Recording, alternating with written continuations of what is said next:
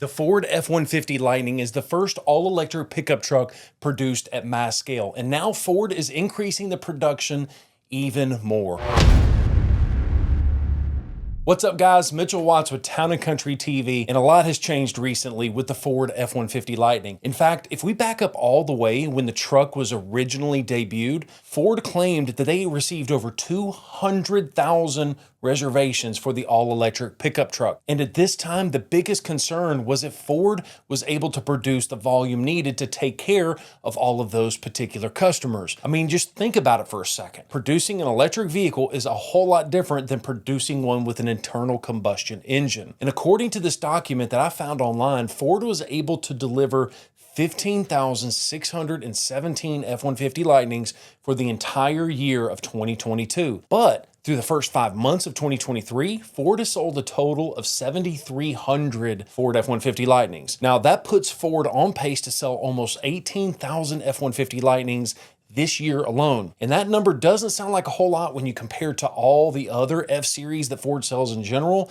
But the reality is there's been a lot of changes with the F-150 Lightning recently. And one of those biggest changes is in the pricing. 1 minute Ford is jacking the price up of the vehicle. 1 minute they're reducing the price back down. And a lot of those pricing changes has happened in just the last 365 days. And I want to pause for a quick second and say that our two Ford dealerships in Alabama have never charged a penny over MSRP for any of those F-150 Lightnings that we've sold. So these pricing changes are coming 100% from Ford Motor Company. Now, when they originally announced the F-150 Lightning, it was advertised with a starting price for the Pro model, that is, at $39 grand. And when they made that announcement, that was way before the world was starting to see some crazy levels of inflation. And speaking of inflation, And speaking of inflation, the minerals that are required to make those particular batteries are extremely susceptible to inflation. So very quickly, Ford had to increase the pricing of those Lightnings so that way they're not going to be losing money on every single truck that they sold. Now, let me give you an actual example, something that happened to me. I was the very first reservation holder at the dealership that I work for. So I was the very first, or one of the very first F-150 Lightnings that actually was delivered at our dealership. And I took delivery of my 2022 F-150 Lightning, and I took it had an extended range battery and the max trailer tow package. The MSRP of my Lightning was $80,094. And on top of that, the truck qualified for the federal tax incentive of $7,500. So net, that means this truck cost me $72,594. Then take a look at this 23 F-150 Lightning that is equipped nearly identical to the one that I had in 2022. It has an MSRP of $87,429, but it had 3 options that were removed.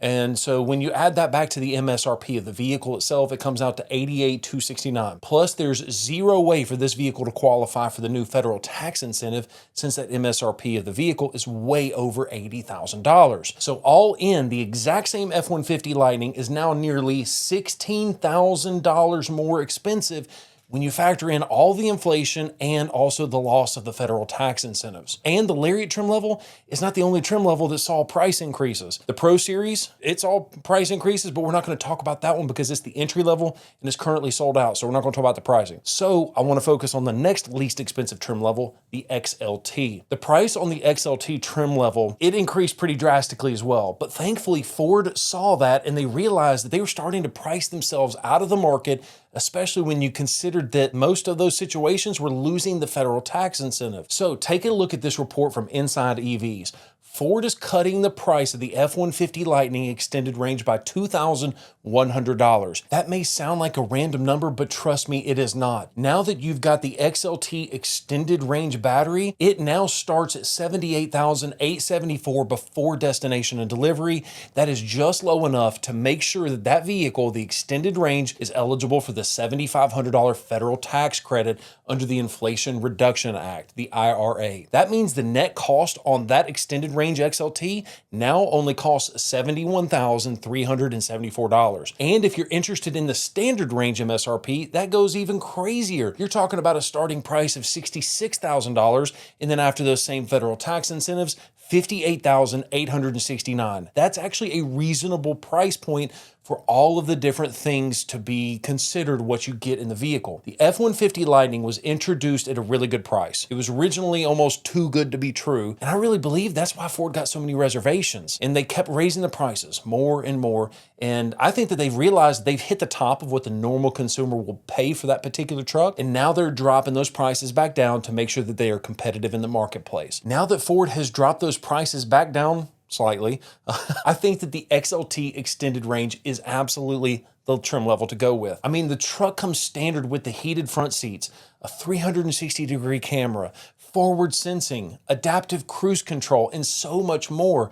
This is not just a work truck, and the best part is that you don't need a reservation to actually order one anymore. Now let's talk about that for just a second. Ford is now unveiling the opportunity to order that vehicle online with just a couple clicks of your button. So if you use that link down below, you can go straight into Ford's website, spec it out exactly how you want to, order the vehicle, and the best part is the pricing is non-negotiable on the front end. It's already locked in for you. And so that's a really cool thing. And Ford is already estimating exactly what kind of time frame that you can expect to see that particular truck in. But let's get back to the main topic at hand. Ford is going to be building more of those particular trucks, especially the XLT. Ford had an original goal to be able to produce 150,000 Lightnings per year. And just recently, Ford is giving the XL trim level the biggest production increase out of all of the other trim levels. The chief customer officer of Model E said that the customer interest for the XLT has considerably outstripped supply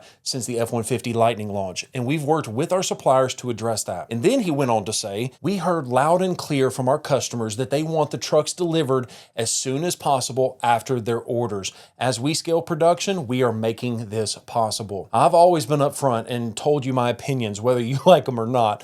And if I'm biased, I have no problem telling you that. And as I've already mentioned to you, I am an F-150 Lightning owner. I absolutely love my truck. And this is not like I'm trying to save the planet versus, it's just a cool truck. It's fun, it's fast. But anyways, one thing I do wish is I wish that the range on this particular truck was 400 miles instead of 320 miles. But hey, I have actually road tripped this thing a long time. I've done a 24-hour round trip down to Orlando, and it's really not that bad. For what I use it for, it's really perfect. I mean, I use it as an around town commuter vehicle, driving back and forth to work. I haul my family to church and to lunch and things like that. I don't really tow anything with the vehicle. And for my case, this truck is absolutely perfect. And I realize it's not for everybody. And that's exactly why I love Ford's plan to simultaneously offer EVs alongside a gas vehicle. The idea there is they come out with a brand new vehicle. All right, here's the brand new Ford Explorer, Ford F-150, whatever it is. Would you like it in gas, a hybrid, or all electric? I think that's the best way to offer it because it's not for everybody. If you tow a trailer through Montana